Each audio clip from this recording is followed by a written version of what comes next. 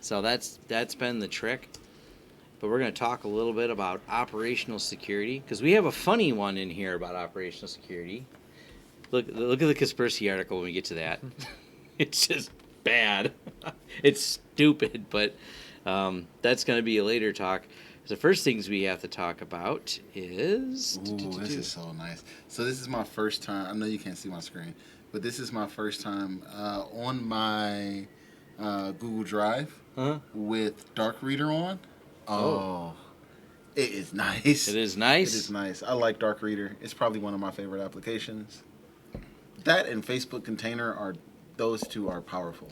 Yeah, I see you tweet. I've actually never used Facebook Container, but we'll first start with this is How They Got Hacked episode 29. 29. Holy shit. 29. So we busted out the Bullet Rye whiskey, the Frontier whiskey, That's Bullet that, 95 Rye. That's that one. That's the one right there. That's the one. That's how the West was conquered. Poor Indians. Poor Indians. They lost to the firewater. And as usual, I'm not drinking. That's life. So this is Tom Lawrence. Xavier D. Johnson. Maurice Nash. Yep. And so one of the articles I had in here, and it brings up an interesting thing that we were talking about beforehand, is, and now this is somewhat of a, well, let's see if the second cam goes where it goes. Oh, cool. Oh. Signal fixes FaceTime lock eavesdropping bug. Here They found an edge case essentially where you could call someone and hang up real quick. And if you did it enough times, you could find some timing where it sounds like it would give you access to make it answer the call. So kind of an interesting attack that would allow eavesdropping. It seems like it's probably because it does cause the phone to ring, not a super likely attack, and it was patched right away. It's only affected very specifically Android devices, not iOS. So yeah. iOS had their own problem like this. Yeah, exactly. And that's what they said. It actually worked very much like that. FaceTime. Yeah, that's what I said. It was a very reminiscent of the FaceTime one. But it brought me up to an interesting discussion. Oh, and if you hear sirens, they're not for us. Yet. Wait, maybe. Allegedly. I don't know. Allegedly. Anyways. But it brought me into an interesting topic of OPSEC. And OPSEC. OPSEC is like leaving your front door open? Yeah. while you do a live stream, right? Right. So I use Signal, and one of the things that's important to me is when you think about operational security is I don't need any more information hanging around for any more length of time than needs to be. First, all my communications should be encrypted. Signal, key-based, two very popular things. And when we're having a discussion on maybe a sensitive topic, even though our communications are encrypted, maybe there could be a point where someone could acquire the keys after the fact or acquire the device and scroll backwards. And there doesn't need to be a permanent record of things unless there needs to be because of you're in a compliance industry and it's work related. So the default on almost all of my Signal stuff is 24 hours. Occasionally I have a couple people I keep like 7 days with my podcast, for example. We have our messages set to a 7-day life expire. But when we got into a more sensitive discussion we had about some security issues, we turned everything, you had exploding messages on for like an hour. So an hour after that conversation was over, it just disappeared. And exploding messages is the term for expiring messages in Keybase. But it's one of the things I like to remind people. I think of it from the long term ago when you didn't really think about communications being anything more than however much the buffer allowed, which back then with memory constrictions with IRC, the buffer didn't always go back forever until it started to, which led to someone discovering an employee of mine. There was an archive log, and apparently they found my public IP address because they knew an employee's online IRC, and he always logged in from the office. He spent a lot of time in the C++ IRC, and it was a really interesting way this person had contacted me, which I thought was clever. They were completely polite about it, but they're like, hey, does so-and-so work for you? I'm like, and they had their IRC name, which I knew because I was in the IRC as well. And they seen both of us, and they said, your name must be this because only two people's names, and only one of them keeps talking about C++ programming, and you've mentioned you're not a programmer, so we've narrowed it down. Wow. It was just a game the person was playing, which I thought was cool. They were not trying to pwn me. They just said, hey, this is kind of while I was noticing this. But I always think about that, like I don't mean to hack you, but I noticed. Yeah, I noticed. I noticed your RDP was on the internet, and yeah, your usernames were exposed, and then I went to go check my password dump, and I saw that you reused your passwords, and while I was there, I saw you had a vulnerable version in there that I was able to escalate my privileges to system. I think it's one of those things you have to keep conscious of all the time of your surroundings. And I know I talked about last week, but Snowden book, he talks a lot about OPSEC. It's the tradecraft of the spy. They're trained in it, and you can train yourself in this, but it's one of those things of keeping no more than you need at any given time of information around you, of messages. I love this goddamn privacy display because it looks like his computer's off. Is it on? Is it on? Is We it don't on? know. I didn't try this. Nope, I can't see it from that angle either. I'm right here Like- and cannot see it. Right here, I can't see what's on the screen. I have to really invade his private space Yeah, here. you gotta catch it. This is mostly for trains, airplanes, coffee houses, places where I'm ready to throw an elbow if somebody gets too close. Bow! Oh, excuse me, I was stretching. You I'm a are big within guy. elbow distance if you can see his screen, for sure. There is no, you are in the Good personal elbow. space. You know what he had for breakfast. Like, you know the kind of shampoo he uses. Like, you got to be that close to see what's on the screen. Is that Selsun Blue? It's one of the reasons I almost never use any text messages, with the exception of, random people sometimes who do text me for things because I know they're not part of the security industry, so it's hard to talk them into it. But I've actually been able to encourage many of my friends who are not into tech at all to start using things like Signal for encrypted communications. They just kind of think it's a good idea. They, after hanging out with them, it's like, it seems like a good idea just to do that. Is they think about the fact that your conversations become a permanent record, even if it's a discussion about something like whiskey or anything that can easily be taken out of context. Having a permanent record all the time is not necessarily what you want for anything you did. And I'm especially happy, and this is a danger of the younger generation now, there's things I probably regret saying when I was 16 years old, 15 years old.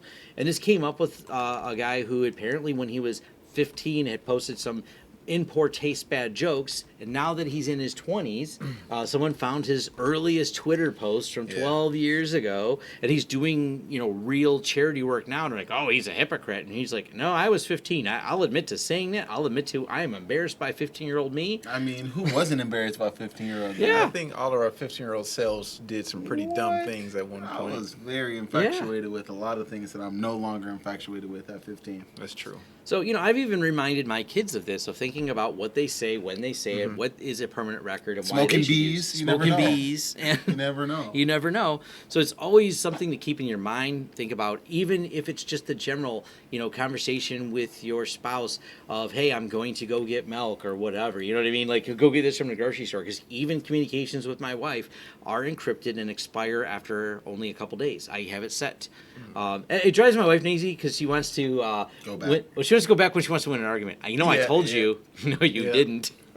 When she's like, I'm going to scroll back. I'm like, yeah. She's like, shit. That's happened to me. You're like, I'm about to show you right here. Oh, it's gone. Never mind. So I just want to, put that out there. A couple of the tools I use that are my personal favorites have been Keybase and Signal, hands down. I've not been a big fan, but I know Telegraph is out there. The encryption is I'm a less. Proton Mail guy. Yeah, Proton Mail. I like Keybase. I like when people just encrypt messages with keys and just send them to me. That's my favorite. I had someone do Good that. old PGP. PGP encryption. I have that as an option when people want to send me something secure. I sometimes people go too far when they just want to send me a general message. And I'm like, look, I don't have time to always decode everything because I won't, for security reasons, load the plugin right into the browser. So I actually have to pull the data out of the browser and then decrypt it separately from the command line. That gets a little tedious when someone wants to carry on a back and forth general conversation. Yeah. I'm like, look, just message me on Keybase. Right. Because even a person said they got my key from Keybase. I'm like, just message me on Keybase. Jesus, dude, this is like tedious. This is for sending passwords or something else, not for like back and forth. I'm 4 emails deep going, I don't want to decode no more, man. Right. You're not Tired even of saying anything decoding. interesting. And so now I've decoded your message. It says, ha ha ha, thanks. What else are you up to? Yeah, and that's really what it was. It was like one-liners, and I'm like, okay, this is killing me, man. There's like just not a lot in here, man. So, yeah, that's just think about that. I always like to remind people of it. Be conscious of the record, the metadata that you leave places, and if you have the option, and a lot of times you do when you can, things like these are free tools. Both Keybase and Signal are free. They're great, solid. Keybase.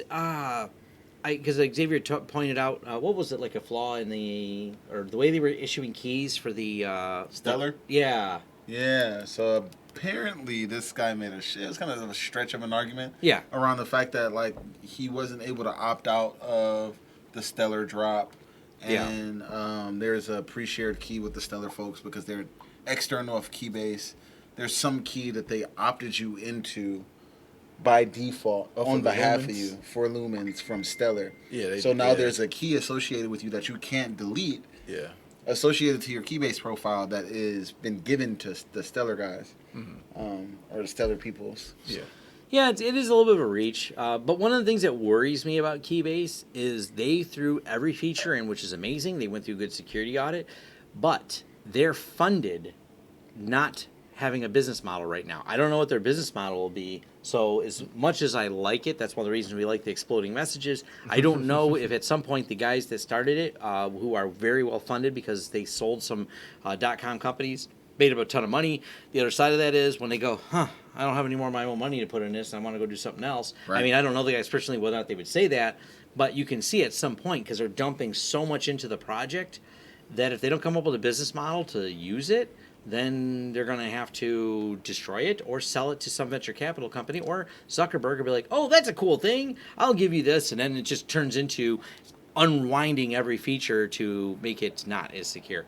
Right. That's where Signal, if you read the details of how Moxie Marlinspike set up Signal, that's as a foundation.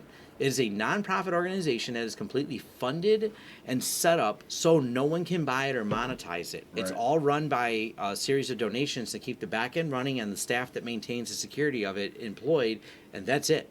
And he got Moxie Marlinspike. If you don't know who he is, look him up. Easy find name. Done some amazing security work. I believe he was the original security engineer for Twitter. That was one of his first big jobs, and he sold out on that. He made another huge tool. I'm trying to think of it. Yeah. He's been around. The guy is a brilliant security researcher. Is it SQL map? Maybe. What tool did Moxie make? Moxie made a really SSL strip. Yep, SSL strip. Yep, he made that. Yep. Yeah. Oh man. So he's brilliant engineer. Made his money. I have a lot of almost useless things floating around. Oh, come on. Like, InfoSec trivia night? I knew the dude who made SSL strip. Holy shit. We got to figure out how to get a big group chat room and do like InfoSec trivia night. I mean, that's Jeopardy. That's Capture the Flag Jeopardy. Capture the Flag Jeopardy. Yeah. We used to do that for there's that Rubicon hacking conference. I remember we used to have all those esoteric shit people be throwing out there. Jeopardy style CTF shit. These are happening at DEF CON. Mm-hmm. You can get a black badge, I believe. Yeah. Yeah. Just knowing all kinds of esoteric. Just knowing rando shit. Yeah. And it's here, I don't follow sports. I can't even tell you who won the last Super Bowl. but I know who Moxie Marlinspike is. There you go. I don't know who plays for what team unless it's an InfoSec team or a cybersecurity team or a red team or a blue team. Or if they got their Billboard hacked or something. Oh yeah, we got the Billboard hack in there too. Yes. So but I think it's worth thinking about all these things and keeping them in your conscious all the time and not just assuming the tools. And I didn't share because it's really not an article directly to us, but it's the UK is fighting with Facebook again about turning over things they said were encrypted. But of course, they're not really encrypted because Facebook has a key to them. That's why they can ask for it. Mm-hmm. So, yeah, I don't trust Facebook. I don't care what Mark says. Don't trust Facebook. Please don't. Yeah. They have a business model. Poor Mark. Yeah. He just wanted to be a hacker nerd. Oh man, he wanted to be a cool guy, and that just sucks that he never really accomplished his goal. Hot or not? Like he just wanted to be a cool kid, and he's still not. He's still the nerd. Cool. It's like, man, you got all this money. You're worth a few $1 billion. You're still not cool. He's like, all that money, you can't buy no swag. You own a part of Hawaii. You don't got no sauce. He's cool. Mark called me. Mark is cool to you? Call me. If you want to hire a good application pen tester over here, if you need someone to join the Facebook team, make you guys a little see, we'll give Mo a call. Mm-hmm. He's willing to work for Facebook for the right price. He got some money to throw at Mo. Anyways, someone says the lens zoomed out. It probably is. It's the same lens. It is probably zoomed out. I didn't. Oh, it is kind of tilted down. Usually you can see the top of the... We usually put the top of the TV. We have that on there. Do you like violence? Do you want to see me stick 9-inch nails in each one of my eyelids? If you can see me and hear that, then we're good. Yep. That's what matters. All right, let's actually get to some news articles. We've kind of babbled on a lot. Babbly. We have. Should we talk about the bird scooters? Yeah, because I was super disappointed when this news came out. As you all know, because you are avid fans, you are the How They Got Hacked squad. You already know that I was working on this. Even though he didn't actually do what I was going to do, he still was able to, in a way, accomplish the thing that I was trying to accomplish. He got the birds to make some noise. He got the birds chirping.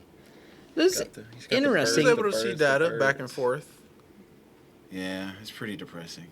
Well, and it's like all that time wasted, you know? Nah. I spent some time on this. Yeah, but it's not wasted. I mean, we still have different things we wanted to do.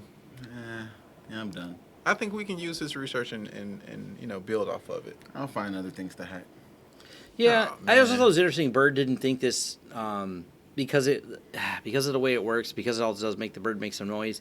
Disclosure: Bird was made aware of the issues October 2nd and will not trigger any changes. So they didn't find it worthy of an update. Yeah, it's still a large surface. Yeah, there's still more, and use this person's research to pivot and learn more. Xavier has a video he did over on his channel about how you can capture some SSL information and on a phone and start man in the middle of some of the applications. Because that's an important aspect, is where a lot of this starts, is being able to do that. That part of it. Oh yeah, that's the most important part. So Being on the wire. how the Billboard got hacked. Woo! Hey, shout out to Daily Detroit. Shout out to Daily Detroit. Shout out to Daily Detroit. Those are the guys. I hope that I want to snip this. I'm gonna send it to them. Yes. So my friend who is the operations people over at Daily Detroit, I get a message, what were you doing Saturday night? I'm like, I was not putting porn on billboards, all right? Childish me would have done it. I got a couple calls. People like, is that you? Is that you? No. Nobody called me. Like, not what is this, like, out of my realm? I don't like this. Everybody else is getting calls about this but me. I feel like I'm actually under investigation then. If people ain't calling to joke with you about it, you probably under investigation. Now, for those of you that don't know it, I'm going to pull this up. So basically, short answer is it's less exciting. But it's exciting because it's childish and funny. But basically, a billboard on I-75 in Detroit, not far north of here, was hacked to put porn on there. Now, this is what's going to make you laugh even more. Is for those of you that are not from Detroit, is this stupid thing I'm going to look up. Because why it didn't happen right next to... Whoops. I'm trying to. Oh, there it is. There it is. I'll Okay, save it hold on. and show it to you. Images. I'll send it to you and keep it. This is real. Exit for Big Beaver Road is Oh, exit yeah. 69. And it is. If it would have happened right at exit 69 for Big Beaver Road, I would have been we know it would happier. have been you. Yeah. That's when we know it would have been time. Yeah, because that like, is... come on, big beaver. Look, I have... It's all right Not because... a small beaver. Not a small beaver, but a big beaver. And I'm not... Exit 69. On exit 69. On exit 69. I'm not going to lie. I'll throw this out there. So it's a business idea I'm not going to pursue. But I think there's a lot of good ideas in here. If you happen to be in Detroit and you happen to be off the Big Beaver Road, exit 69 for Big Beaver Road, what type of business would you open on Big Beaver Road? Sex toy A shop. liquor store. And what would you call it? Liquor 69. Big Beaver Liquors. Big Beaver Liquors. Big Beaver. You would sell more T-shirts than liquor, but that's all right. Big Beaver Liquors. I might actually do this. I now know what I want to do for the rest of my life. You decided, screw this whole security thing. I'm going to open up a store on Big Beaver Road and call it Big Beaver Liquors. Lick her Big Beavers. Oh, you have to show the picture of the two guys. That's what I'm trying to send to you. For what? For the Billboard hack, the way they pose. Oh, I yeah. have it. Where did it You go? got to put it on that. You got to put that on a t-shirt. Yeah. So let me find. There's a follow up to it here. Let me find. They got the pictures of the guys. Yeah, I'm about to send it to you on Keybase. I put it. Yeah, it's all over the news here. This isn't the follow up story. Where's the follow up story? Oh, here we go. I found it. We'll switch over to this and play it.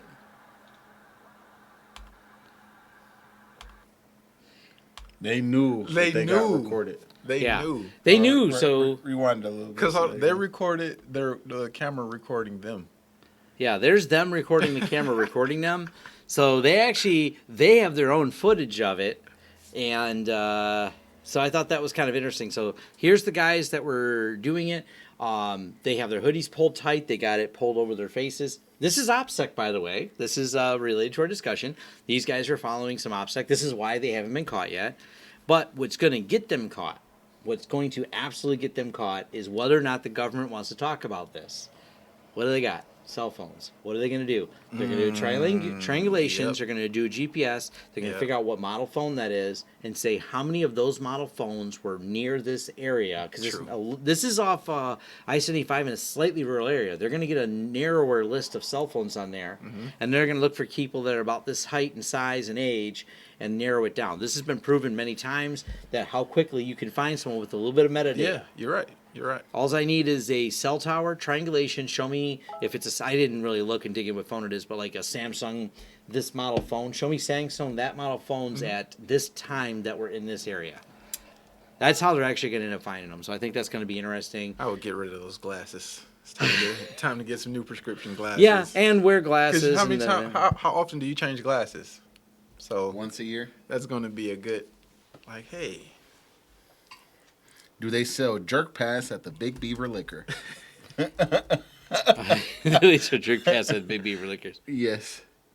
Yes. They are our premier partner. Nah, I mean, I would recommend using a burner, but I don't think they were using a burner. I think that was just his real cell phone. Yeah, my guess is they were smart enough to know there'd probably be cameras and pulled their faces over. Not smart enough to realize you should be using a burner phone or something like that. That's my guess. Not I don't smart know. enough to know I'm you not should just encouraging leave that this whole behavior. phone at You home. shouldn't put porn on billboards. There's no doubt. I am not endorsing or recommending that you put porn on billboards, especially hacking with physical entry. These guys are going to face B&E. They're going to face whatever else they can throw at them because they're going to set an example of these two going. Yeah. And by the way, they probably, Auburn Hills, a bunch of rich people. There's going to be lawyers. Lawyers are going to make a lot of money on this whole case. Does the FCC get involved with this? That's a good question. I don't know who. Well, they didn't do it over radio waves, so this is going to be the advertising board, maybe. Public nuisance. Yeah, public nuisance, yeah. Yeah, there's going to be a lot of Public decency. This is a misdemeanor type of thing. It's like they're probably not even going to pursue this. Yeah, I don't think it's going to they're cost gonna them more pursue money it. to Yeah. find the guys than they would even find them. You're right. I don't know. We'll see. We'll see how If much it becomes a rash of things, I think. But I'm pretty sure, like, how they got hack viewers that did this are smart enough not to do it again. Isn't that right, guys? Mm-hmm. There you go. Be nice. Be nice. Sorry, I got one. Kids messaged me. Depends on how paranoid they are. Listen, it pays to be paranoid. That's what my shirt says right now. All right. Next article. Sorry, I got kids with emergencies. What it say? What it say? It pays to be paranoid. It pays to be paranoid. Pays to be paranoid. What's the whole thing about this? Now, I am going to pull up a couple articles here that are really relevant because someone called out on this, and I would call bullshit on it, by the way. So, Project Zero. Use after free bugs. Yeah. So someone said, "Oh yeah, Google Project Zero." Anytime I've covered a topic on this on my channel, someone said, "Well, Google Project Zero, they don't actually look at Google bugs. It's just Google's team, team to make other companies look bad." That's I'm not like, true at all. "That's not true at all." Matter of fact, my understanding from internal functionality of the way they work is nothing is off there. Yep, everything is in scope. They have no bounds. Which Yeah. is, I think that the reason why I would do this under Google is I can't afford the lawyers to protect my ass when I break into something I'm not supposed to break into. Like, when you've poked at something that's closed source and you found a bug about it, and they're like, "Oh, you just violated our copyright." It says Right. right here in the license agreement that you're not supposed to disassemble or reverse the software. We're going to sue you now for $600,000 in damages. In my own When understanding, you're suing Google, it's much harder than suing Tavis Ormandy by itself. Right. Because Tavis is going to fold. I'm just going to be honest. Yeah, Tavis is a security researcher, not a legal defense person. I mean, when you look at GeoHot, when he talked about the legal, it's being sick to his stomach of dealing with the legal problems, like it was very stressful for him. Like he's just a security guy Right. and You a notice he researcher. doesn't do it anymore. I think he's less public. He's doing some interesting things, He's but not he's not saying fuck you, Sony. No, he's certainly no, he definitely learned his He's lesson. learned his lesson for sure. he's certainly not saying fuck you, Sony. They tried to drag tried to him kill through the Yeah, mud. and you know, Private investigators tailing him around. Come on now. Yeah. and my understanding of the way Google operates them is it's kind of like its own little agency. They're like, here's funding, pay the smart people to go do the smart things, and pay the lawyers to defend the smart people so they can keep doing smart things, and nothing's off limits. Not Google products, not other people's products. Go do your research. But kind of back to the article, this is a Android. Whole Android setup here, and here's the Ars Technica exploit. Attackers exploit zero-day vulnerability that gives full control over Android phones. This sounds like a really specific one, and I want to mention it's not just Android that they're fixing security in. They're even talking about the updates between the Pixel, Pixel 2, Pixel 1, all the Google products directly. Mm-hmm. This is a direct effect of where they found this. So it's really allegedly being used by and sold by the NSO group. A developer to exploit spyware and sells it to various governments. So it's a very targeted attack. And targeted attacks by big government, unless you're doing something that a three-letter agency wants you for, you're a political dissident of some sort, you're not likely to be targeted with this because they want this under the radar. They really don't want this stuff found out. They don't want people to know it exists because it's used for a very, very focused attack. It's not like they're sending ransomware at this to make a few bucks. Right. They're picking bad actors. So this is getting patched. This has been closed.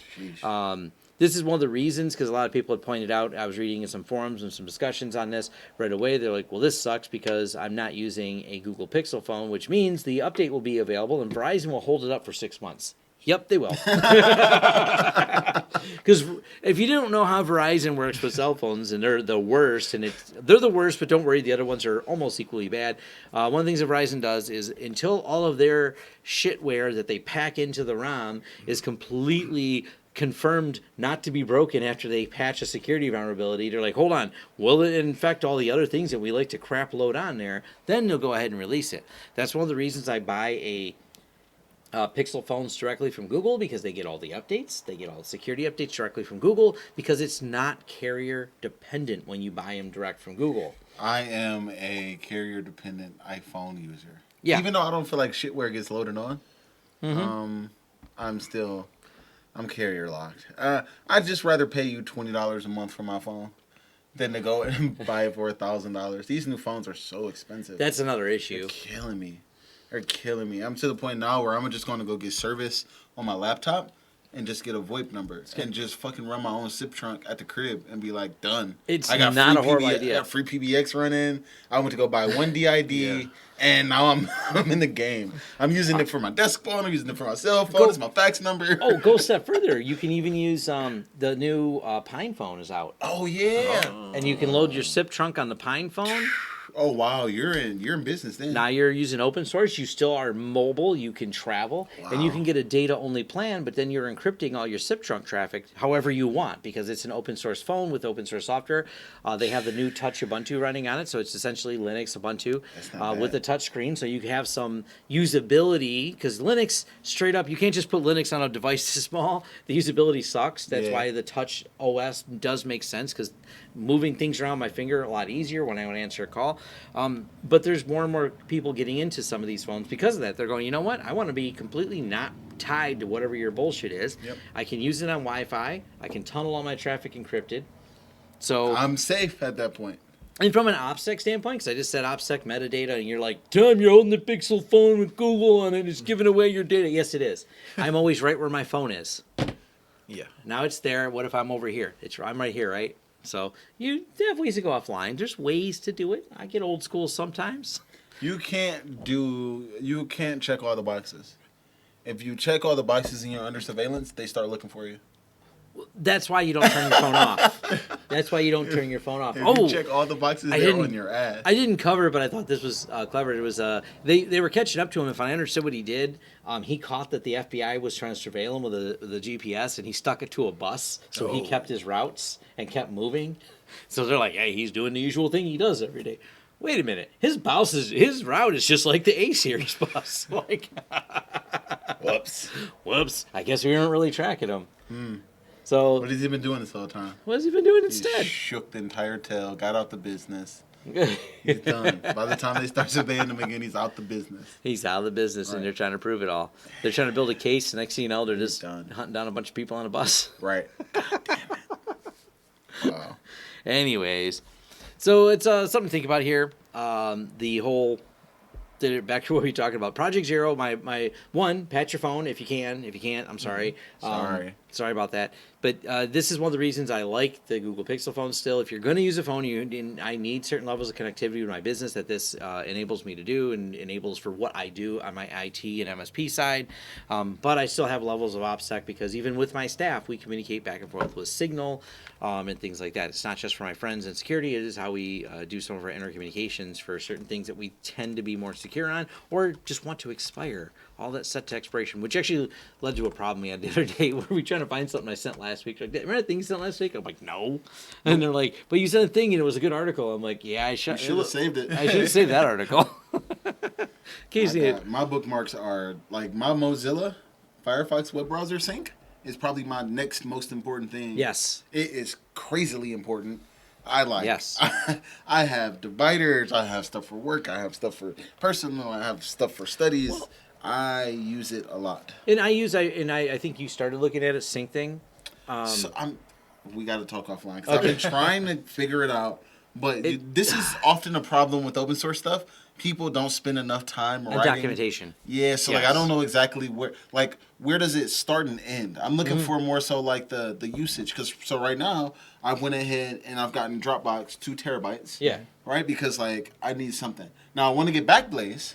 Yeah. But I feel like Backblaze doesn't do Linux. No. And I got to get CrashPlan to get Linux. And I'm looking at CrashPlan and I'm like, $10 a month per PC. Okay, I got, how many VMs do I have? Okay, so fuck it. We're going to use Dropbox just for the VMs. Right. How many bare metal machines I got? Well, you owe me a case. One. And then I got another.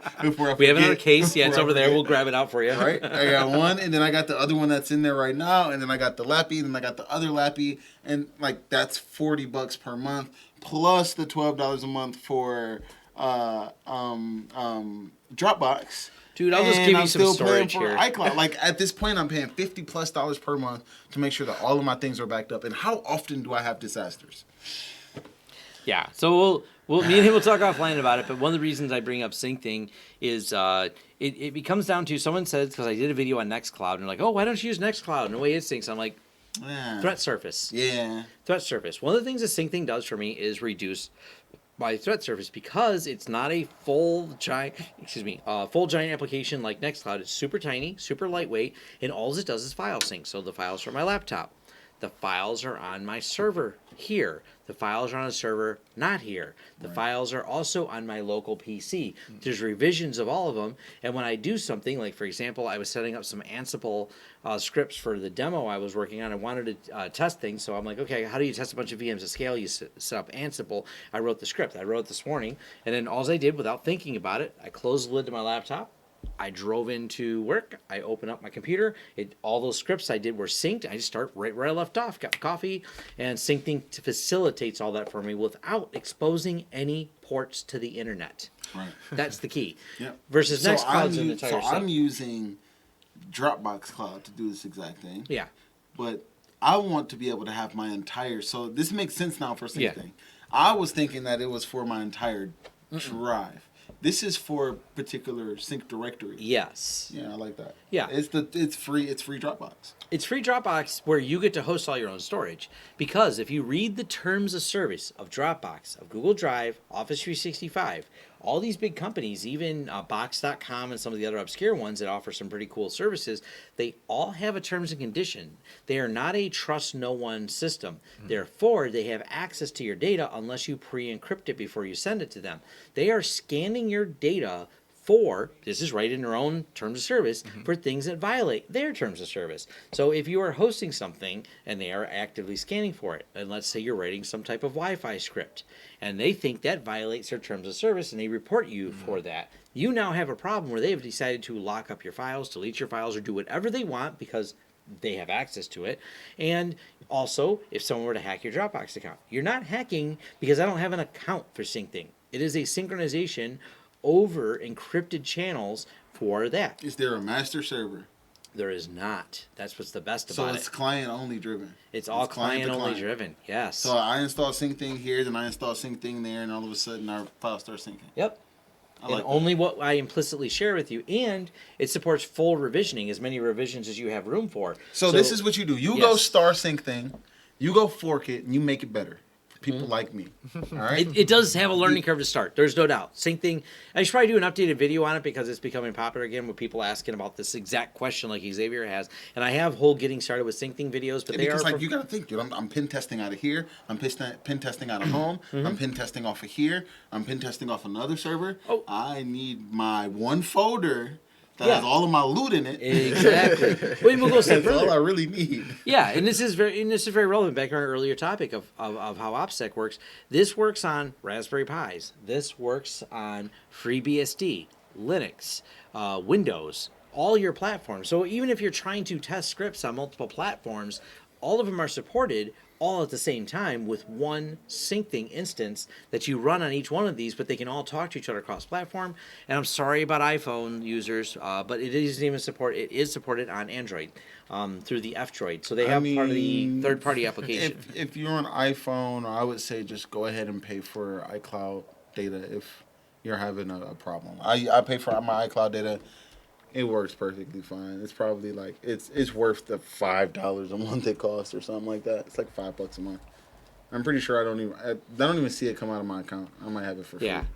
So I mean, there's stuff to think about, and maybe we should just me and Xavier, we should probably do a little co-op video on mine and just talk about all the OPSEC tools out there and things like that, and thinking about that. So Yeah, because that's, we have fresh VMs that I need to sync all of my folders to. So it's the perfect directly opportunity. related. Matter of fact, your VMs got faster because we moved to some faster hard drives because we were upgrading even more. Is it still spinning rust or is it solid state? It's a 18 terabyte large array on a really high end server with 32 gigs of RAM just for storage. Okay. So on ZFS. So yes, we're upgrading the lab even before we get the lab in full production. It got upgraded. So. I didn't have the IOP performance. See, it all starts with the lab, and it led to a video I saw about it before. It took me a day and a half of research to come up with a video I just released on my channel about FreeNAS and VMs and SyncThing, and I just, you dive too deep in it. We're getting way off topic. It happens.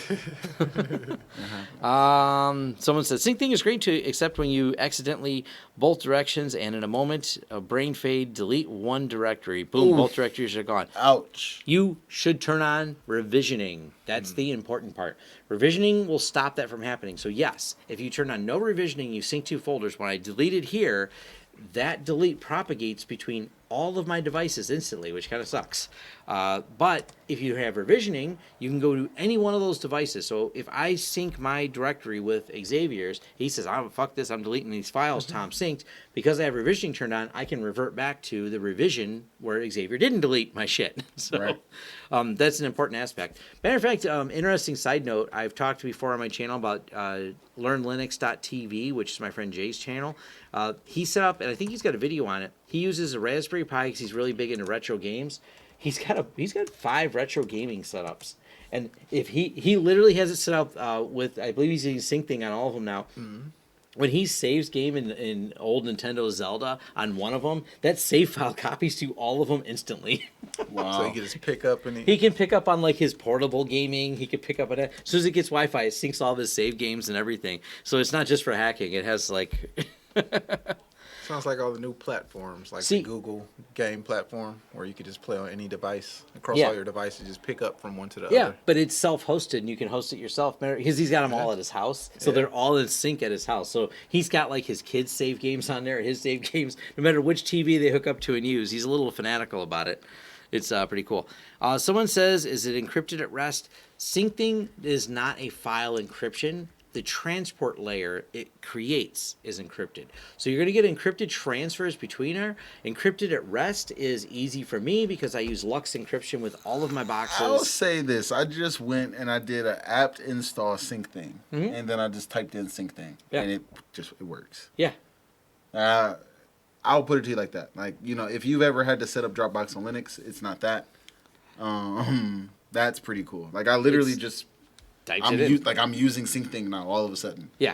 It's I'm not syncing to anywhere. no, but it's a pretty But once you get the hang of how it's set up, it does have a really, really solid and well documented. So they didn't do great. Probably the easiest tutorial of how to get it going.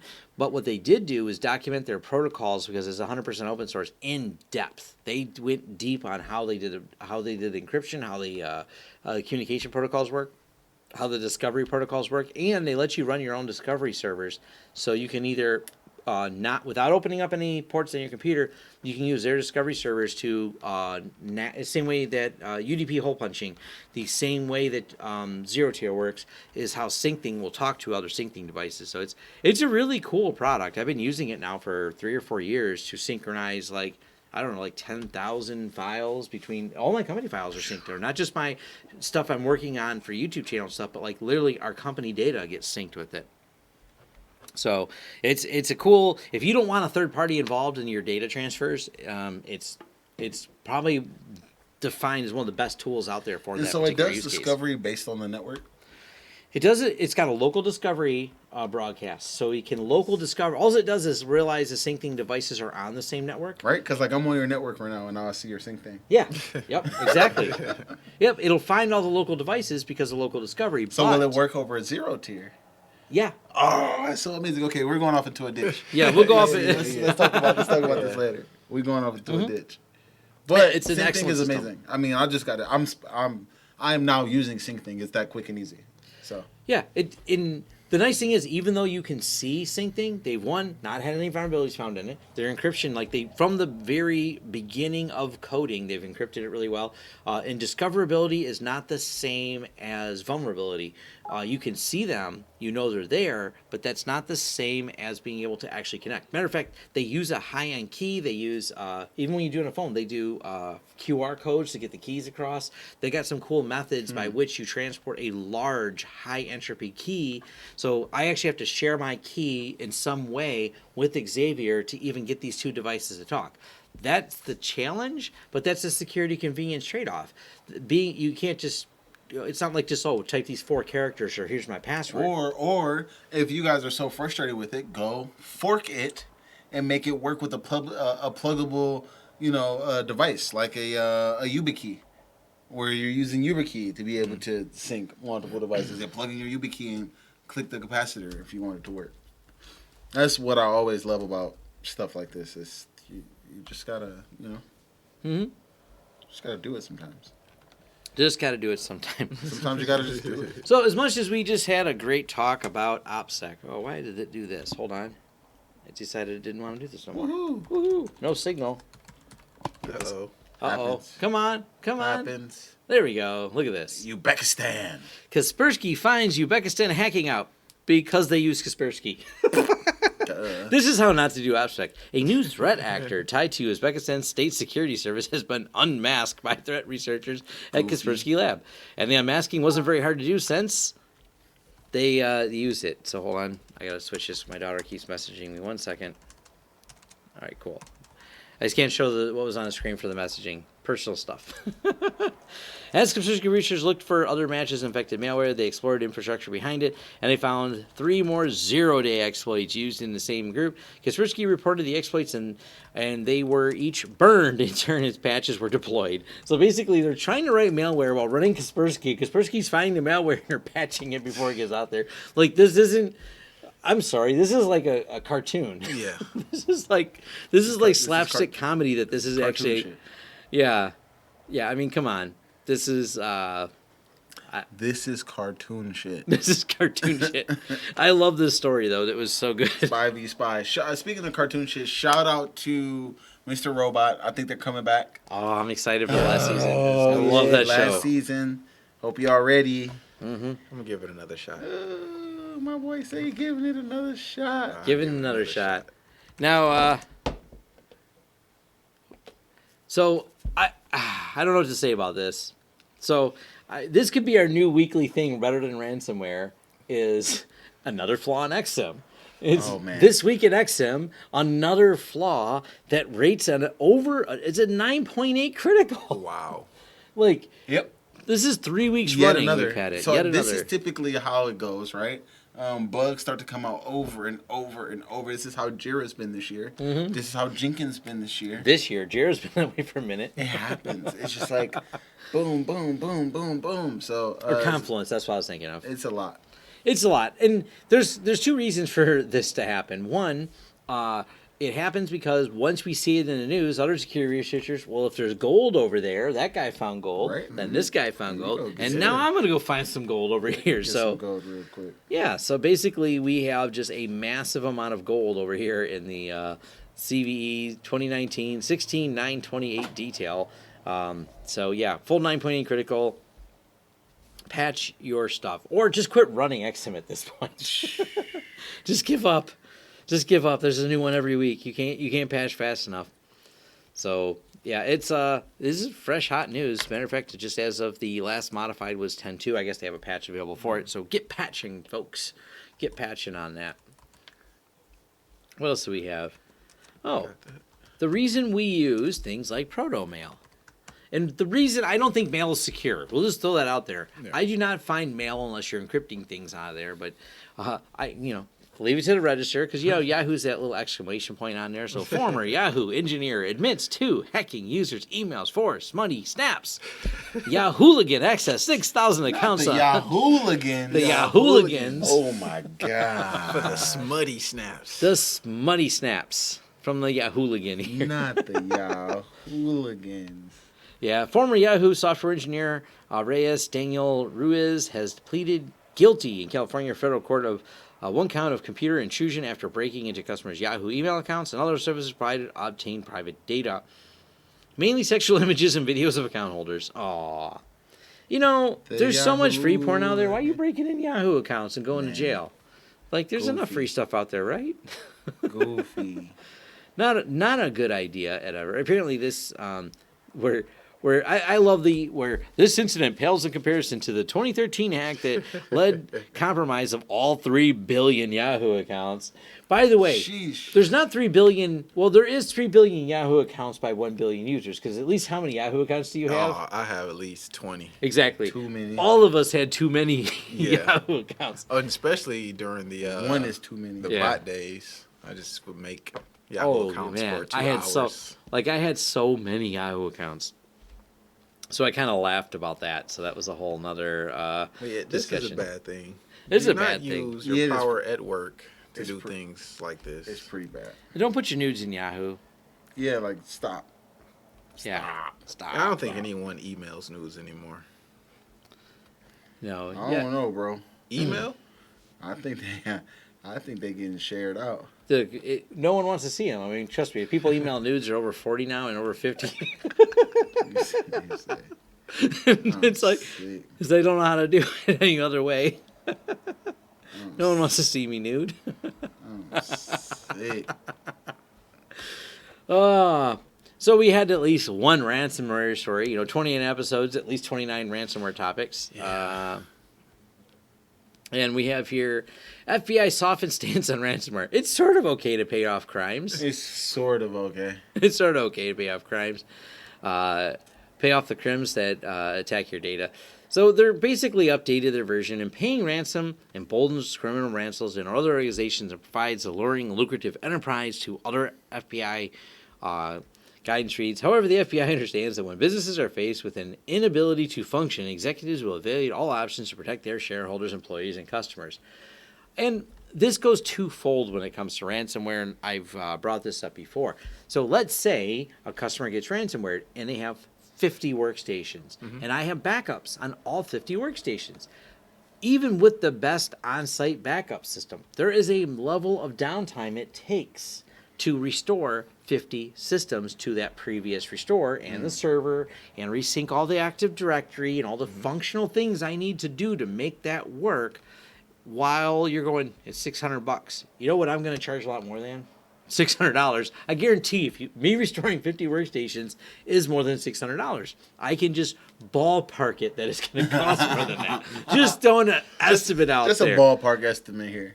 And if those guys negotiate down below what I'm going to charge to restore, then you you're might as well. yeah. So a lot of it Yeah. comes down to that, and then that scales upwards when these companies are so large that it's like 300 machines, 3,000 machines, 4,000, 5,000, 10,000. It scales up, and they're going, well, all of a sudden, the labor it will take, even though I have a good IT team, they kind of should be doing some other stuff than restoring. So let's go ahead and flip the switch. Give these guys $5,000. That's cheaper than we would have been charged. And by the way, if you didn't know, you spend some time on Reddit where people talk about how they worked with the ransomware people. They treat you as a customer. They respond back and forth. This is frequent too, the way the ransomware, and you can negotiate a settlement with them for getting your keys back. It's common to that. So it's not like it's $1 million or nothing.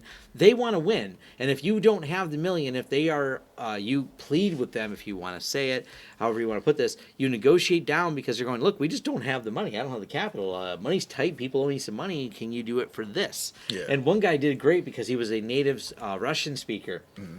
He wrote to them in Russian, and he says, I'm a poor Russian. And they negotiated down, and he says, Russian as a service. It was a great article I read. Lord. And he's like, I should just rent myself out as a service. Like, I'll negotiate with Russians by pleading that I'm some poor Russian that they accidentally hacked. Because a lot of these malwares... They don't want to hack their people from the home country. No, a lot of the malwares, here's the thing. They won't even target the home country's address. Yes. If you go look at the Mirai malware, this is what was so amazing about Mirai. I was working at General Electric when it came out, and we were looking around like, we didn't get hit by this. Yeah. What's going on? Why didn't we get hit?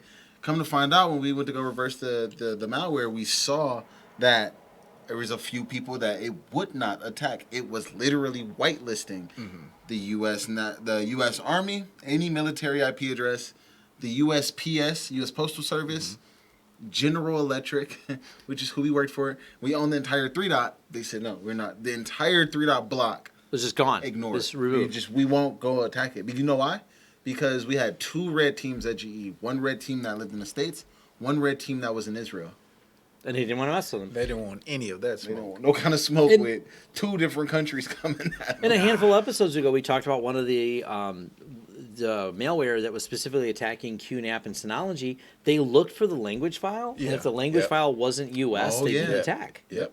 So there's a lot of that going on. Like they're very they realize that also not a lot of money in Russia compared to the U.S. So they are targeting an audience that they know will pay versus a bunch of people going, I'm a poor Russian. I'm broke. Right. And the person that declared they were a poor Russian, which I thought was funny, is they asked, the first question was, why was your language file set to U.S.? He goes, well, I'm a student abroad. He just said he had all the answers lined up. Like he knew how to play them. I'm going to be clear here. I got the sync thing working. Dropbox just lost $12 on mine. Sync thing works immediately. It's very cool. That was crazy to me. I didn't realize that it worked that easily. Like I went to my host, right? Installed sync thing, went over to my VM, installed sync thing. Since they're on the same network, it recognized it. I selected it, made a name for it, dragged the files that I wanted into my Zinc folder, and it just started syncing automatically. So you get a little further into sync thing, it's like I said, it's not encrypting. It's encrypting the transport layer, but it relies on whatever underlying decrypted you have. So you have to have, like, so I open up my laptop, I decrypt it when I boot it up, and then sync thing kicks off. Go, hey, look, I can see all these files and things like that.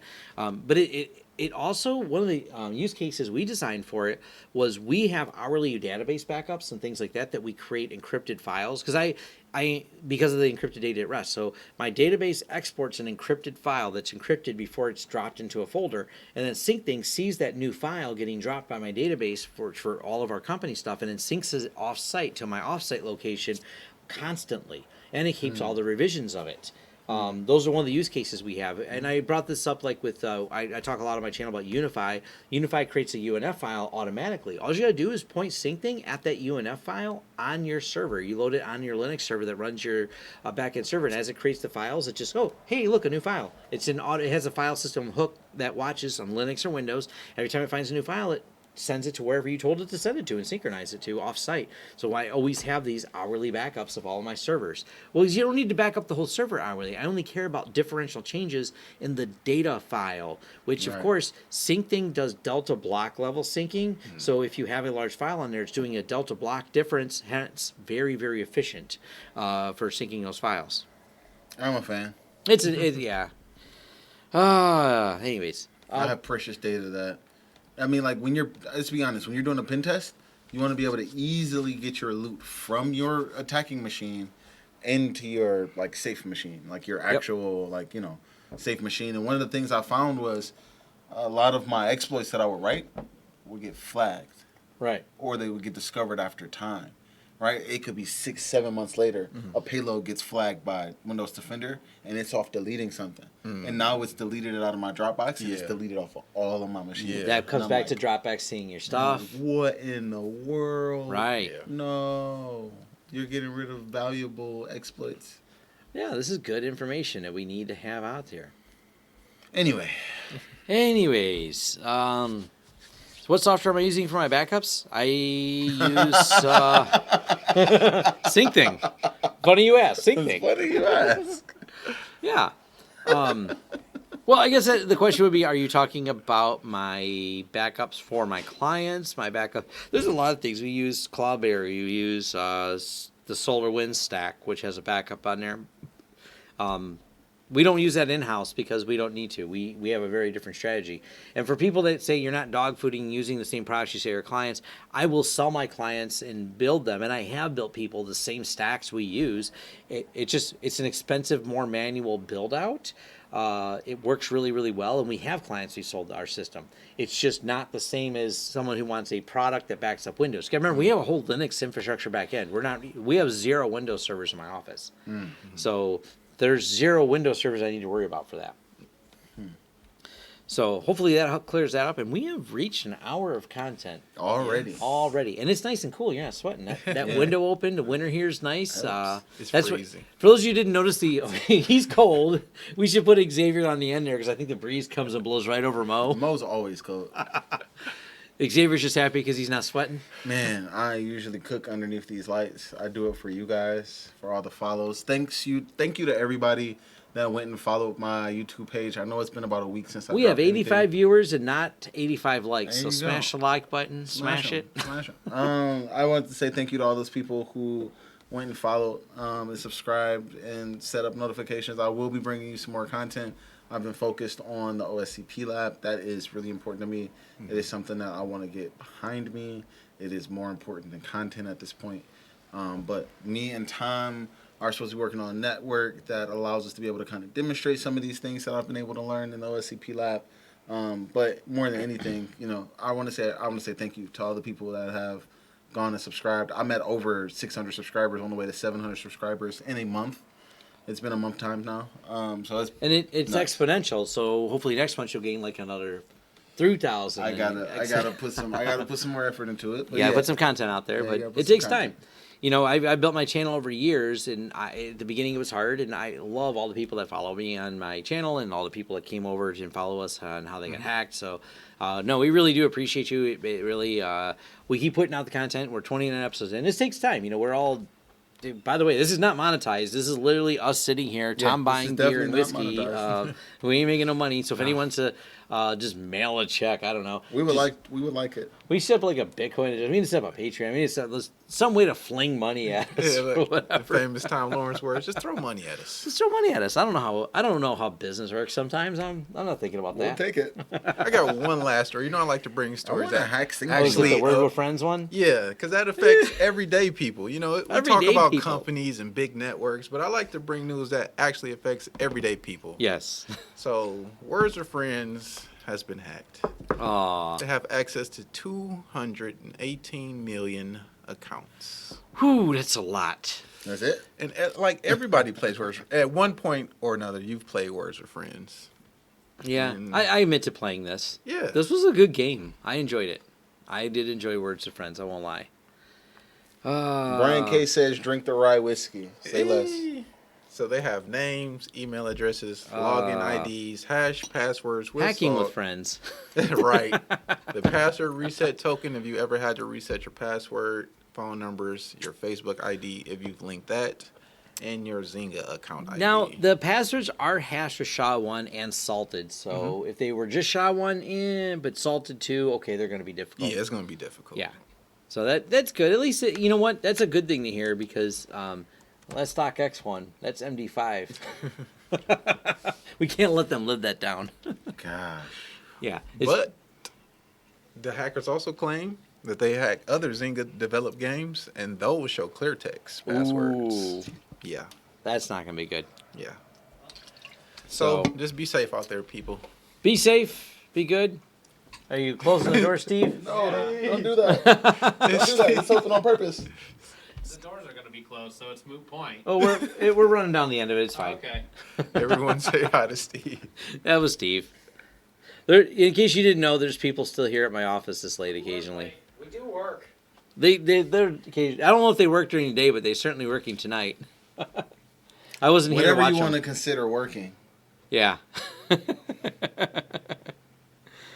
I cannot confirm if there is or is not a Katy Perry cutout. There could be a Katy Perry cutout. Could be a Katy. Not the life-size Katie. There's definitely a Ponagachi that got set up today. Yes. Yep. Which I'm about to go home with.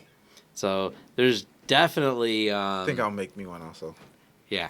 Yeah, we'll get that set up because once Kyle's got it all tuned in and we have it dialed in. How long does it take to print the case? Oh, that's part's easy. You can have the case. 6 a night. Can you print me Yeah. out one right now? I want a glow in the dark one. Just mention to Steve to print one more out. Okay, he's still working on it. He's going to redo the design. Okay. But we have a 3D printer, so Steve has a printer at home, so he runs them all night. So Yeah. anything And he's you got want- the nice glass bed and makes it Oh all yeah, high we got to do a polished. review on the printer we have for that, the 3D printer. So Steve is like a 3D printing master. He just Steve 3D is prints everything. Steve is a god. So the funny thing is that's what my wife got me for my birthday or something, and I've never used it. What, a 3D printer? Yeah, I gave it to Steve Oh, boy. because I'm too lazy to use this. So I was like, Steve, figure out how it works. Since it's at his house. It was here for a while, and then it got in my way because it was in here, and then it was in Steve's office, and Steve's like, I don't want to leave this thing running all night here, so he just took it home. Cool. And we're actually looking at building a Raspberry Pi project for the 3D printer to handle the print jobs better too. So Okay. we got to do a whole video. We've got a lot done on the 3D printer. Well, I should say Steve got a lot done on the 3D printer. I didn't do anything. Well, No, we're just talking about how you like the 3D printer. Actually, by the way, for those of you that don't know, this is the fuck octopus. This is You've probably seen that on my table. yeah. We've all got these. This was one of our favorite things too. So you Pi Zero cases Yes. yeah. with batteries, or With battery. okay, you got the battery board and everything. Nope. I need a full setup first, and then I'll build the whole spec. Cool. Say less. See. All right. So yeah, 3D printing. That was Steve. 3D printer god. 3D printing stuff. It's What you guys need to know is this was a brand new bottle. Yep. All right, so we're gonna be nice to it. Hopefully, this lasts the rest of October. Gosh, It won't last October. Guaranteed. It'll be lucky if it makes it for the next 3 weeks. It's not Yep. gonna make that long. So thank you for everyone that came here, all 83 of you, and now we have 41 likes. So at least 83. a handful of you click Thank the you. like button. Only a handful. Only a handful. Movies. Oh, movie Movies. There you recommendations. go. This is when Xavier be quiet because I don't do movies. Movies. Movies. I've been slacking on the movies lately. I've been into foreign series. So this week's foreign series is Sabura. Sabura. Yeah. So last week I talked about Gomorrah, which is about the Italian mob in Naples. This is about kind of the same thing. I think it's about the Russian mob. So Okay. it's very interesting. You guys should give it a try. Shout out to all my Russian mobsters out there. Yes, the new Joker did come out today. I have not okay. seen it yet. Did it come out today? Really? Oh, Yep. I'm about to go see that tomorrow. New Joker. That sounds interesting. I gotta see that before the end of the weekend. Facts. Period. Yep. So there's that.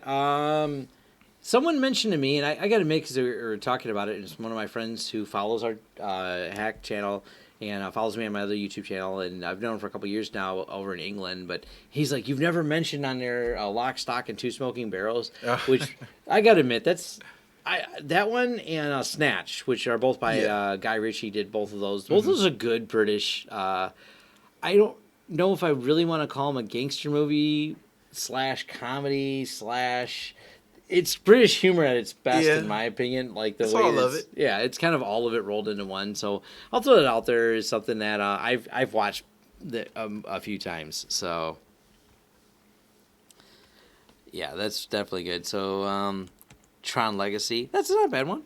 Tron Legacy I like the visuals in it. Yeah, the visuals was the best part. Yeah. I went to the theater to see Tron Legacy. I'm not gonna lie, I kind of fell asleep in there. Yeah. The movie's okay, but the visuals were so good. Yeah. So good. Yeah. And what Daft Punk didn't Daft Punk do some of the music for it, stuff like that? So I they think had some did the really soundtrack. really good soundtrack. That's definitely good. So, all right, I think that's it. I think that's it. That's all we have. I'm tired. I've been running all day, driving all day. Ooh, good lawnmower man. Lawnmower Man is on You took YouTube. it back. Yeah. I shouldn't say that. No, I'm not gonna say that. Watch Lawnmower Man on YouTube. Yeah, you do that. You know, I was laughing because I do a lot of driving today, right? Run around visiting people, and once you get out of like this little downriver area where you're at, once you go north, I was in Royal Oak today. I was worried, like, oh no, because I forgot to charge my car and I ran around the other day. I'm like, I need to charge my car, charge it a little bit. But then when I got to Royal Oak, I'm like, shit, I filled it up in Royal Oak. Like the parking garages all in Royal Oak have chargers in them, and that gets you upfront parking. So it was actually funny. My friend had to park on the 4th floor of the parking garage, and he's like, "Did I see you standing next to a Tesla?" He didn't know I had it, and he's like, "Were you charging it, or you just like get to use the EV parking space?" I'm like, "Oh no, I charged it too. My car will be like all charged up before I leave." He's like, "Shit, I need one of them." I'm like, "Exactly. Let's talk about that." Can't wait till I get my Model S. I know Xavier can't wait till he gets his Model X. I priced mine out. The only thing that's really upsetting me is the $7,500 down. Oh, is it that much for that one? And so it's $2,500 to get started, another 5 G's to roll off the lot. Yeah. I don't like that. And then I gotta pay about another $800 on top of what I'm paying right now. Well, you're looking for at my lease, right? Yeah, at least. Yeah, I'm a So, buy person. I'm a leaser guy. I'm a leaser guy. So just think, when we all get ours, we'll have sex. The thing is, I'll have the S. He has the 3. You have the X. Yes. Well, you got to get the Y that's Yeah. coming out next year. So let me get the SEXY. Yeah.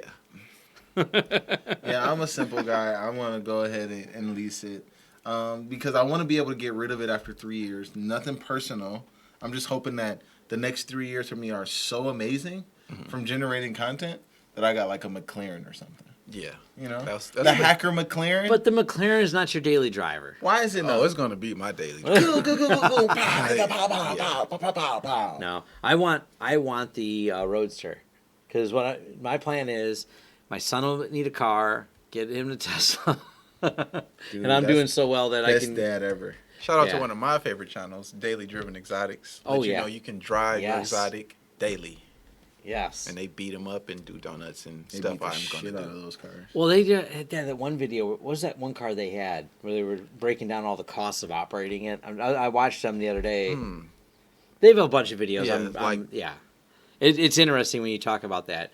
Because you got like Hoovie's Garage, you got all those guys that got some pretty cool stuff. And one of them is a local. What's that guy's name? Tom. Lawrence. Yeah, I don't know. He owns an IT company in Monroe, Michigan. Okay. That's it. If you he's the guy that got famous for, he was swapping plates around. He was doing the gumball rally and he got his he crashed his Lambo right over an I-75. What is his name? I can't remember his name right now. Anyways, he's a local. He's got a YouTube channel as well, and everyone knows that he's right from here. And he started out, his money came from an IT company that he has in Monroe. Him and his brother. His name eludes me right now. I don't follow that. I don't subscribe to the car channels, but because I watch one car video, next thing you know, you watch 20 car videos. That's kind of how that works. Yes. Trying to make it to the recommendations. Yeah. I'm Whoa. definitely, my history of being a car guy, I've built muscle cars, hot rods, and everything else. So I've been into cars for a long time. It was when I was making a lot of money working in corporate IT, I spent a lot of money on cars. When I started my own business, I became very broke. And I still haven't, I'm driving a Tesla, but I'm still not that much above broke. I don't know, Tom.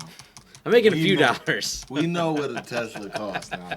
You could do some crazy 52 things grand. with a Tesla. You could do some things with a Tesla, man.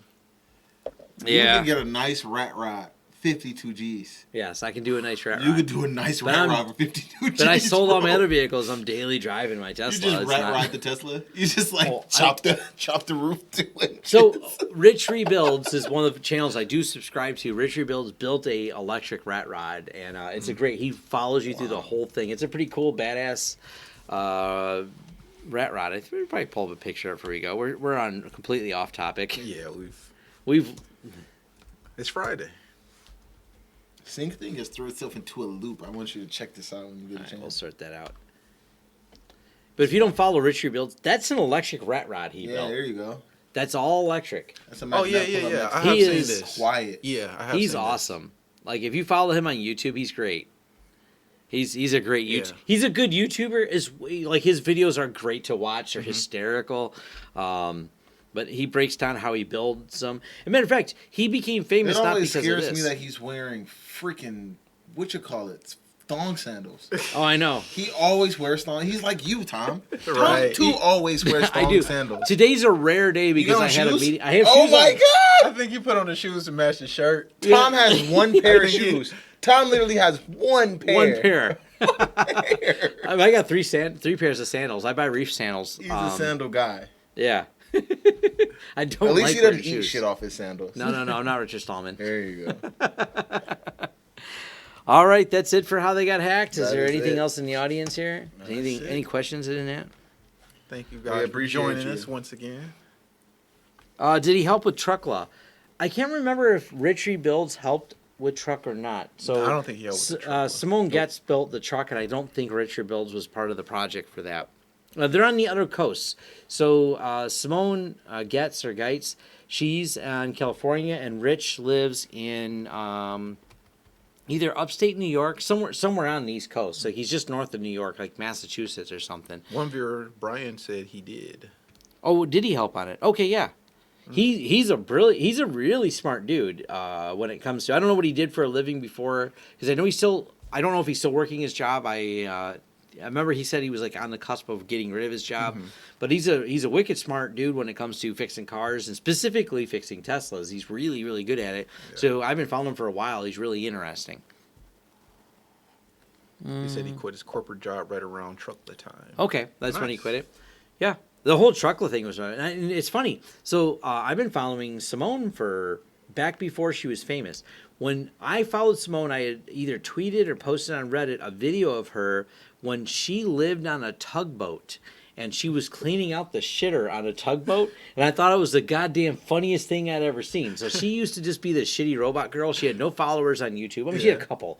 And she had this thing, she's like, oh, my tugboat won't flush anymore, and I have to deal with it. And it's a disgusting but hysterical video by Simone. And I'm like, she's interesting, and she does funny things, and she kind of makes me laugh. So I watched her from her earlier videos, and then she became famous very quickly. Her fame wrapped up as the shitty robot girl and everything else. And of course, she's off the charts now. She hooked up with Adam from Tested, which was also Adam Savage, who was part of Mythbusters. So she's part of that whole crew making really cool stuff.